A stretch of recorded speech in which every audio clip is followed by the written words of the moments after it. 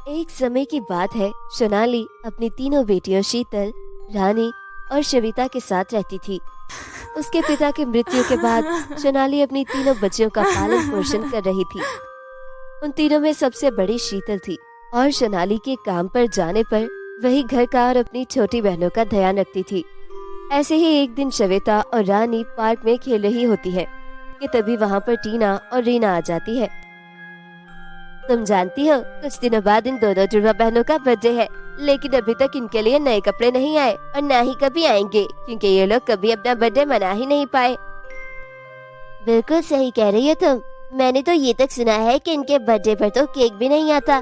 ये लोग तो बस हलवा काट कर ही अपना जन्मदिन मनाते हैं। पता नहीं ये लोग ऐसे कैसे जी रहे हैं। रीना, इसे जिंदगी जीना नहीं बल्कि काटना कहते हैं। ये लोग तो धरती पर बोझ है। असली जिंदगी तो हम अमीर लोग जीते हैं, अच्छे कपड़े पहनते हैं, अच्छा खाना खाते हैं और बहुत ही मजेदार पार्टियां भी करते हैं, और वहीं ये लोग कीड़े मकोड़ों की तरह जिंदगी जीते हैं। बहुत हो गया तुम लोगों का, हद से ज्यादा बढ़ रहे हो तुम लोग। हम कुछ नहीं कह रहे, इसका ये मतलब नहीं कि तुम्हारे मुंह में जो आएगा तो वो बोलती जाओगी। मीरा जोर जोर से हंसने लग जाती है।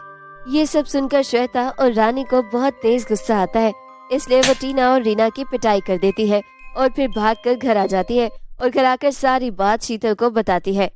ये तुम दोनों ने क्या कर दिया? तुम दोनों जानती हो ना कि टीना और रीना हमारी मकान मालिकन की बेटियां हैं। मैं जानती थी, पर वो दोनों बहुत ज्यादा बोल रही थी। रानी बिल्कुल ठीक कह रही है दीदी, वो दोनों हमारी गरीबी का मजाक उड़ा रही थी, इसलिए हमसे सहा नहीं गया। लेकिन तुम दोनों ने जो भी किया बहुत गलत किया। 2 महीने से हमारा घर का किराया नहीं गया है, फिर भी मालिकन शांत थी, लेकिन अब जो हुआ है उसके बाद वो शांत नहीं बैठेंगी। दीदी, माँ को बता देना चाहिए। नहीं, अभी माँ थक कर काम से आई है, वो सो रही है। जब वो उठेंगी तब उनसे बात करेंगे। शीतल इतना कह ही रही होती है कि तभी मकान मालिकन गुस्से से पैर पटकते वहाँ आ जाती है। तुम दोनों की हिम्मत कैसे हुई मेरी बेटियों को हाथ लगाने की? तुम दोनों जानती भी हो उन दोनों को कितनी चोटें आई हैं। मुझे उन दोनों को डॉक्टर के पास ले जाना पड़ा। हमें माफ कर दीजिए मालिकन, जो भी हुआ वो सही नहीं हुआ, लेकिन हम लोग माफी मांगने के लिए तैयार है। मालिकन जोर जोर से बोल रही होती है। इसी कारण सोनाली की आंख खुल जाती है और वो बाहर आती है। सब कुछ जानने के बाद सोनाली मकान मालिकन से कहती है, मुझे माफ कर दीजिए मालिकन, आप चिंता मत कीजिए। मुझे कल मेरी तनख्वाह मिलने वाली है, मैं आपका किराया जरूर चुका दूंगी। अब बहुत देर हो चुकी है, अब तुम लोग यहाँ नहीं रह सकते। शाम से पहले पहले अपना बोरिया बिस्तर बांधो और निकलो, नहीं तो तुम लोग मुझे जानते हो, मैं पुलिस को बुला लूंगी। सोनाली अपनी बेटियों के साथ वहाँ से निकल जाती है। ए ऊपर वाले, अब हम जाएं तो जाएं कहाँ? अपनी तीनों बच्चियों को लेकर मैं ऐसे सड़क पर तो नहीं घूम सकती। सोनाली ये सब कुछ मन में सोचकर सड़क पर चल रही होती है, तभी एक तेज रफ्तार कार उसे टक्कर मार देती है। तीनों बहनें ये सब देखकर हैरान रह जाती हैं और भागकर अपनी माँ के पास जाती है। आपको क्या हो गया माँ? आंखें खोलो, इनके सर से तो बहुत खून बह रहा है, हमें इन्हें जल्दी से अस्पताल लेकर चलना होगा। वो लोग सोनाली को अस्पताल ले जाने की कोशिश करते हैं, लेकिन रास्ते में ही सोनाली की मृत्यु हो जाती है। माँ, पहले से ही हमारी जिंदगी में इतनी परेशानियां और इतना दुख है, और इसके बाद आप भी हमें छोड़ के चली गई। अब बताइए, हम लोग आपके बिना कैसे जी पाएंगे? हम गरीबों की तो किस्मत ही ऐसी होती है। इसके बाद वो लोग जैसे तैसे करके अपनी माँ का अंतिम संस्कार करते हैं, और उन लोगों के पास रहने का कोई ठिकाना नहीं था, इसलिए वो लोग एक छोटे से जंगल में चले जाते हैं और वहाँ की लकड़ियों से किसी तरह जोड़ जोड़ के एक झोंपड़ी बना लेते हैं। शीतल सबसे बड़ी थी, इसलिए उसे अपनी दोनों बहनों का ख्याल रखना था। वो घर से काम की तलाश में निकल जाती है। कई दिन तो वो इधर उधर भटकती रहती है।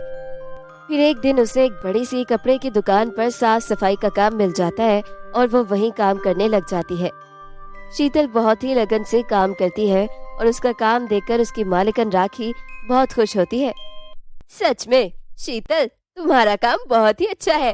मैंने जो पहले साफ सफाई वाली रखी थी वो ढंग से काम नहीं करती थी, कभी इधर मिट्टी रह जाती थी तो कभी उधर धूल रह जाती थी, और वो अपने काम के अलावा कुछ भी एक्स्ट्रा नहीं करती थी। और तुम तो पूरी दुकान को एकदम साफ रखती हो और साथ ही साथ कपड़े को उसकी सही जगह पर रखना, कस्टमर का ध्यान रखना और बाकी काम भी कर लेती हो। सच में मुझे तुम्हारा काम बहुत पसंद आया है, इसीलिए आज मैं तुम्हारी सैलरी बढ़ा रही हूँ। आपका बहुत धन्यवाद मालिकन। अपनी मालिकन की बात सुनकर शीतल बहुत खुश होती है, परंतु ये सब रीना और टीना देख रही होती है, क्योंकि रीना और टीना भी उसी दुकान पर शॉपिंग कर रही होती है। ये तो श्वेता और रानी की बड़ी बहन है। क्या बात है, आज तो बहुत खुश लग रही है। इसकी छोटी बहनों ने हमें बहुत परेशान किया है, इसका बदला अब हम इससे लेंगे। लेकिन हम करेंगे क्या? सिंपल है, हम इस दुकान से ये सारे कपड़े लेकर चले जाएंगे और जब यहाँ की मालिकन हमसे पूछेगी तो हम कह देंगे कि हमने पैसे इसको दिए हैं। वो वहाँ से ढेर सारी शॉपिंग करके जा रही होती है। तभी दुकान की मालिकन उन दोनों को रोक लेती है और पूछती है, आप लोगों ने पैसे पे नहीं किए? एक्सक्यूज मी, हम पैसे पहले पे कर चुके हैं। आपकी जो स्टाफ वहाँ खड़ी थी, हमने उसे पैसे दे दिए थे।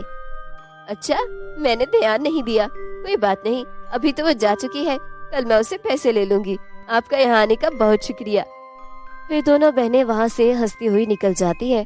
अगले दिन जब शीतल काम पर आती है तो राखी उसके पास आती है और कहती है, शीतल, कल जो उन दोनों कस्टमर ने पैसे दिए थे, लाओ वो मुझे दे दो।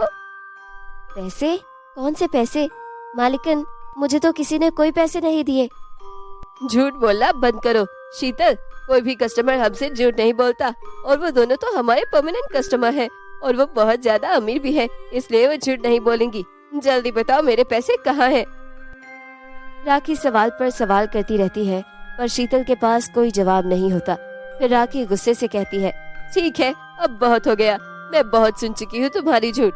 मुझे कल मेरे 50,000 रुपए चाहिए, नहीं तो मैं पुलिस को बुला लूंगी और तुम्हें और तुम्हारी दोनों बहनों को जेल में डलवा दूंगी। अब निकल जाओ यहाँ से और कल पैसे लेकर आना। बेचारी शीतल बहुत ज्यादा दुखी हो जाती है। उसे समझ ही नहीं आता आखिर क्या करे। वो दुकान से निकल जाती है और चलते चलते उसे होश ही नहीं रहता कि वो घर की जगह कहाँ पहुँच गई है। जब वो देखती है तो वो किसी जंगल में पहुँच गई होती है, जहाँ 3 अलग अलग गांव होते हैं और उन गांव में से नदी निकल रही होती है। ये सब नजारा देखकर शीतल हैरान रह जाती है। ये सब क्या है? यहाँ तो सोने का और चांदी का गाउन है और इनके साथ में एक पुराना सा गाउन भी है और इन सभी गाउन में से एक एक नदी बह रही है। ये तो बहुत ही अजीब बात है। शीतल ये सब सोच रही होती है, तभी वहाँ पर 3 नन्ही परियां प्रकट हो जाती है और शीतल से कहती है, शीतल, क्या तुम इन गाउन और इनकी नदी को देख सकती हो? हाँ, ये मुझे दिखाई दे रहे हैं, पर ये सब है क्या? अगर तुम्हें ये सब दिखाई दे रहे हैं तो ये कोई खास वजह होगी। शीतल, यहाँ पर जो तुम्हें दिखाई दे रही है वो जादुई गाउन और उनकी नदी है। अगर तुम सोने की गाउन की नदी में डुबकी लगाती हो तो तुम बहुत ही अमीर बन जाओगी, तुम्हारे पास बहुत सारी धन दौलत आ जाएगी। और अगर तुम चांदी के गांव की नदी में डुबकी लगाती हो तो तुम बहुत ही फेमस हो जाओगी। और ये तीसरा गाउन, इससे क्या होगा? अगर तुम तीसरे गाउन में डुबकी लगाती हो तो तुम हमारी मदद कर पाओगी। हम लोग यहाँ पृथ्वीलोक पर फंस चुके हैं। अगर तुम इस नदी में डुबकी लगा लेती हो तो पृथ्वीलोक से परीलोक तक एक बादलों की सीढ़ी बन जाएगी और फिर हम लोग वापस परीलोक जा पाएंगे। तुम बताओ कौन सी नदी में डुबकी लगाना चाहती हो? शीतल थोड़ी देर सोचती है और फिर बिना कुछ कहे तीसरी जादुई गाउन की नदी में डुबकी लगा लेती है।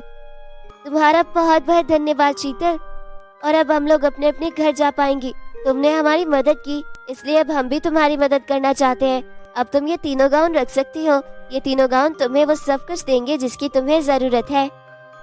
ऐसा कहकर वो तीनों परियां वहाँ से परीलोक चली जाती है और शीतल उन तीनों गाउन को लेकर घर आ जाती है। उन तीनों गाउन की मदद से शीतल उस दुकान की मालिकन को पैसे दे देती है और अब तीनों बहनें एक शानदार जीवन जीने लगती हैं और हंसी खुशी रहने लग जाती हैं।